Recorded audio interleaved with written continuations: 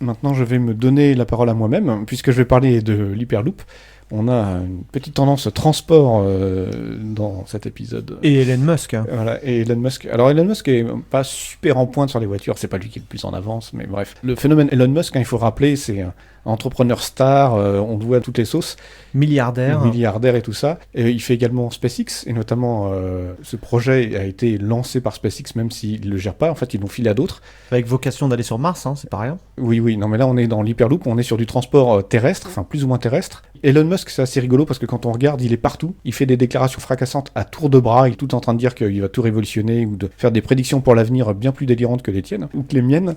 Et donc du coup, bon, moi, ça me laisse un petit peu méfiant, même s'il y a plein de choses super intéressantes. Et quand on regarde ce qu'il a fait, de fait, il a quand même fait des réussites assez impressionnantes. Ce qu'il arrive à faire avec SpaceX fait vraiment peur à Ariane Espace. Le patron d'Ariane Espace s'est exprimé là-dessus en disant qu'il fallait réagir maintenant, sinon dans 10 ans, ils étaient morts. Et on doit quand même admettre qu'il a des grands succès.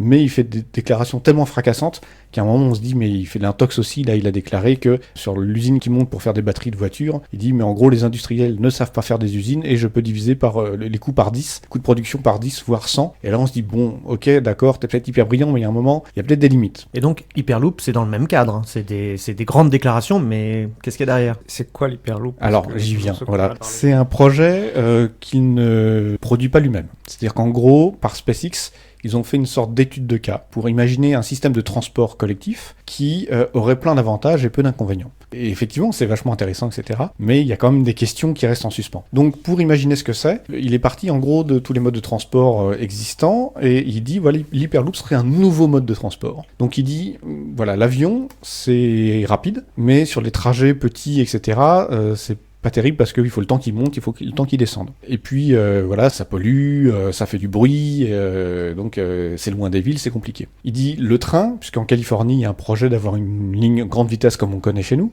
c'est bien, mais ça coûte super cher au kilomètre ou aux miles.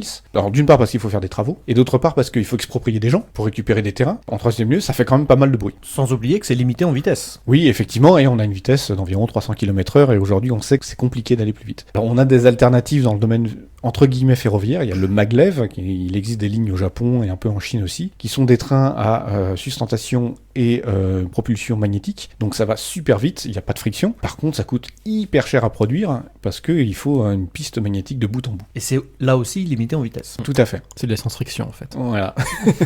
Donc l'Hyperloop est une sorte de truc intermédiaire, et son idée, donc ils ont fait des calculs derrière, etc., c'est d'avoir un système, des navettes, qui circulent dans des tuyaux. Donc en fait, on pose des tuyaux, et on fait pas non pas le vide dedans, mais on fait baisser la pression dans les tuyaux. Donc on met une pression faible. Du coup, dans le tuyau, si on avait une pression normale, très rapidement, tout l'air qu'il faudrait pousser devant ralentirait considérablement le véhicule. Et là, à partir du moment sur une basse pression, on a, donc inférieure à celle de l'atmosphère, on a beaucoup moins de problèmes de friction. Et en plus de ça, l'idée c'est que plutôt que de le faire rouler sur des rails ou sur le tuyau, l'idée c'est qu'à l'avant de son véhicule, il y a une espèce d'énorme ventilateur qui va aspirer l'air devant, donc limiter encore plus toute forme de friction de l'air, puisqu'en gros il aspire, donc il n'y a pas de résistance de l'air, et cet air serait poussé en dessous du véhicule pour faire un coussin d'air, et donc une sustentation par coussin d'air. Et l'idée serait que ce ventilateur, donc ce système de sustentation, soit alimenté par batterie, puisqu'il a beaucoup investi dans les batteries pour les bagnoles, pour ces Tesla, et donc du coup on aurait des navettes avec des batteries embarquées qui assureraient la sustentation. Alors on parle de marge de tolérance très faible, ce serait un coussin d'air de 1,5 mm environ, donc voilà, c'est très léger. Et on aurait pour la traction, donc pour le fait d'avancer, une piste magnétique, électromagnétique, et donc une propulsion électromagnétique. Donc là ce serait beaucoup moins cher parce qu'il n'y aurait pas besoin de faire lever l'appareil, il y aurait juste besoin de le traîner dans le tuyau. L'avantage, c'est qu'on n'a pas de résistance de l'air, pas de friction contre le tuyau ou contre un rail, et donc on peut aller très vite. C'est viable pour les passagers ? Oui, parce que ta cabine, elle est pressurisée.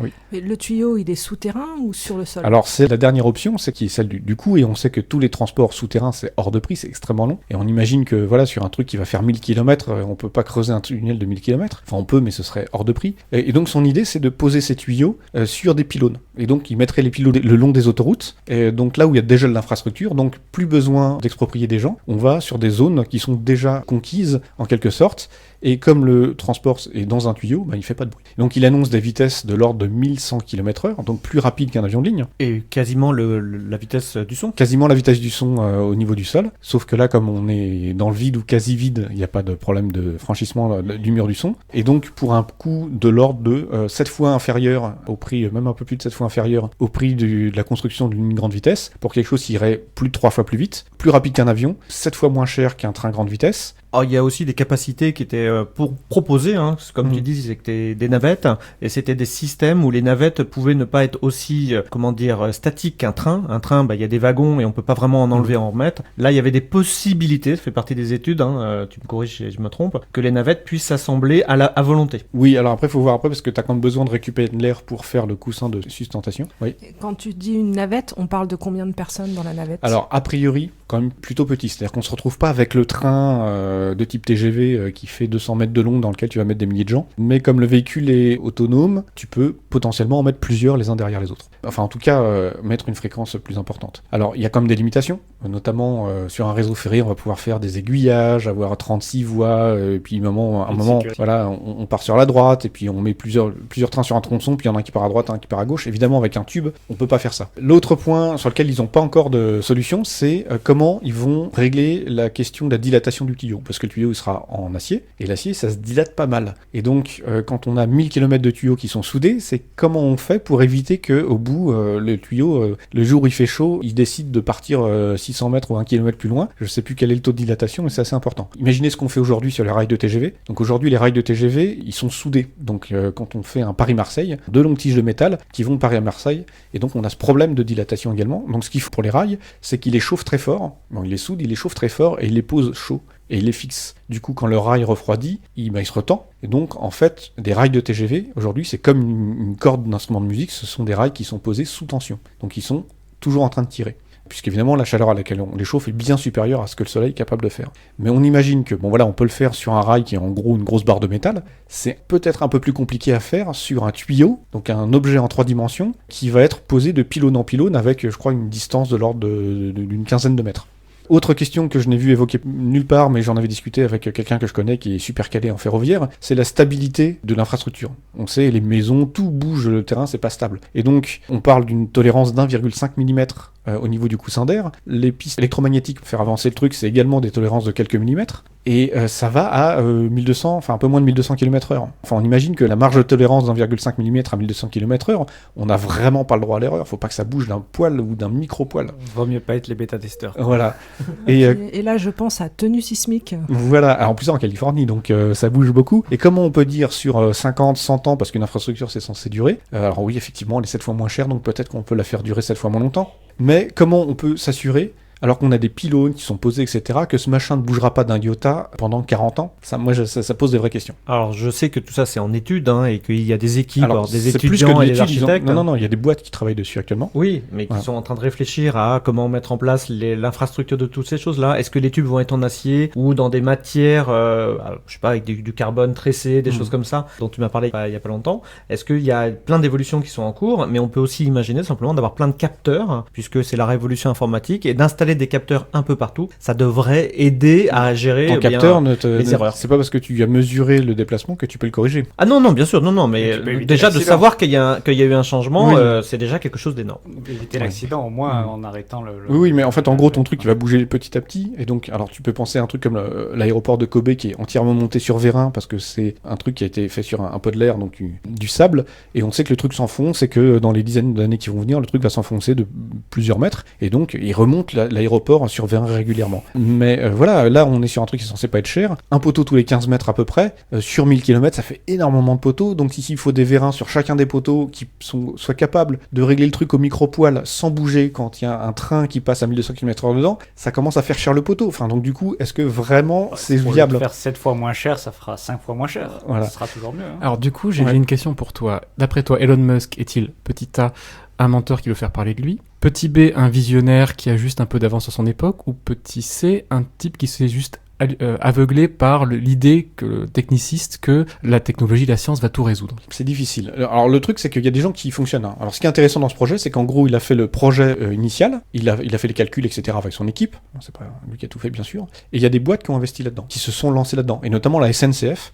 a mis de l'argent dans une de ces startups. Et il y a quelques semaines, ils ont lancé un truc en disant, regardez, on a commencé à travailler dessus. Et c'est assez rigolo quand on voit la vidéo, ils font un truc high-tech, avec, comme ils font dans ces trucs-là, où ils font parler les mecs qui sont américains, en genre, ouais, on est des gros pionniers. Et puis on voit une espèce de petit chariot pourri qui bouge sur 200 ou 300 mètres de voie électromagnétique. Et on fait, ah ok, bon bah voilà, vous avez fait un chariot qui bouge électromagnétiquement sur et c'est ça on est censé être impressionné. Et non, ouais, le maglev, ça existe depuis 15-20 ans, et c'est déjà beaucoup plus avancé, donc de ce que j'ai vu, c'est pas super impressionnant. Mais là, SNCF a mis les sous dedans. Bon, je suppose qu'ils ont des tas d'ingénieurs extrêmement compétents là-bas et que toutes les questions qu'on se pose, ils sont capables de se les poser. Tu veux dire qu'une entreprise importante pourrait mettre de l'argent sur un truc, on est donc sûr que c'est sérieux, que ça va aboutir? Non, on n'est jamais sûr, mais en tout cas, c'est pas mal qu'il l'ait fait. Alors évidemment, on peut penser à l'aérotrain, qui était voilà, le truc français dans les années 60, qui avait été abandonné parce que ça consommait beaucoup de pétrole, mais il y avait un petit peu de ça, enfin, avec les tuyaux en moins, mais qui montre enfin qu'il peut y avoir des idées, mais qui sont pas nécessairement viables. Moi, sinon, pour répondre à la question, moi, je pense que c'est ni l'un, ni A, B, C, c'est une quatrième chose, c'est juste que c'est un businessman. Je pense qu'il y a des idées, on ne sait pas si ça va marcher ou pas. En tout cas, c'est peut-être possible, hein, et ce serait super bien. Et ensuite, lui, il a besoin de faire son marketing, et voilà, et donc il a besoin de mais vendre son là-dessus, truc. il gagne pas grand-chose, hein. Il a pas posé de brevet sur ces trucs-là, et il a encouragé les différentes boîtes à collaborer, Oui, et à être dans un mouvement libre, open source, etc. Les idées sont bonnes, il y a quand même vachement de très bonnes idées là-dedans, quand on compare à d'autres idées prétendument originales. Les Chinois ont pas mal communiqué ces derniers temps sur une sorte de bus qui serait comme un pont, et les voitures pourraient circuler en dessous. C'est complètement débile, il y a 1000 raisons pour lesquelles ça marchera pas. Le truc, c'est que s'il avait été modeste, bah, la SNCF aurait pas mis de l'argent dedans, ou tel autre. Ça, c'est pas son business model. La modestie, clairement. Ça, il a besoin Après, d'être. Je pense que d'y aller à fond, quoi. dans les visionnaires, je pense qu'il y a plein de visionnaires dans le monde, et qu'il y en a certains qui ont de la chance. Et lui, il a eu de la chance plusieurs fois. oui, plusieurs fois. Ouais. Donc non, je pense qu'il y a vraiment du talent derrière. Et est-ce qu'on peut pas imaginer que le projet en lui-même, tel que tu le décris, ne fonctionne pas, mais que ça fera une raison de découvrir d'autres systèmes ou d'améliorer Peut-être. certaines Après, choses? je dirais. Très souvent, on part d'une idée visionnaire qu'on n'atteint jamais, mais c'est le voyage qui importe. Et donc, Ouais. au fil de la route, on découvre des choses. Si on peut juste éviter de découvrir un autre moyen de tuer les gens, moi je suis pour. Bon, en tout cas, voilà. Après, le truc, c'est que les questions ne sont pas évoquées dans leur doc. En tout cas, celles que j'ai lues. Mais en même temps, je pense que derrière, il y a des gens qui sont quand même très intelligents, très éduqués, etc. Et que ces questions, ils se les sont peut-être posées. Alors, sur la question de la dilatation, ils avouent qu'ils n'ont pas de solution, qu'ils n'y ont pas réfléchi. Mais on voit, voilà, sur les rails, ça existe. Sur la question de la mobilité du terrain, et c'est quand même un truc basique en construction, quoi. Je veux dire, donc peut-être qu'ils y ont réfléchi, peut-être qu'ils savent que c'est faisable, je sais Qui pas. touche déjà tellement d'autres choses. Hein. Ce ne sera pas la première fois qu'on se pose la question. Voilà. En tout cas, voilà, je trouvais ça vachement intéressant. Et voilà, je suis très très curieux de voir ce que ça donne. Alors, Elon Musk, au travers de Tesla, donc sa boîte qui fait des bagnoles électriques, est en train de lancer des actions. Donc je me dis aujourd'hui, si vous êtes joueur et que vous voulez vous dire faire d'investissements risqués pour l'avenir, c'est peut-être le moment de mettre de l'argent dans sa boîte, parce que soit il se plante et vous allez perdre Dans votre quoi, pognon. dans Tesla ou dans Ouais, dans Hyperloop? Tesla. Ouais, dans Tesla. Lui, il met pas d'argent dans Hyperloop, en fait. Et donc voilà, donc soit il se plante, soit effectivement c'est un vrai génie visionnaire, etc. Et dans 15-20 ans, vos actions vaudront de l'or. Alors, les auditeurs sauront à qui envoyer les lettres d'insultes quand ils seront sur la paille à cause de la. Ah non, du moi je conseil de recommande Luc. rien du tout. Hein. Toi, t'en prends? Voilà. Je vais tirer à pile ou face. Ok, bah on a fait le tour de nos sujets. Merci tout le monde. Merci à toi. Merci. Merci. Merci. Merci.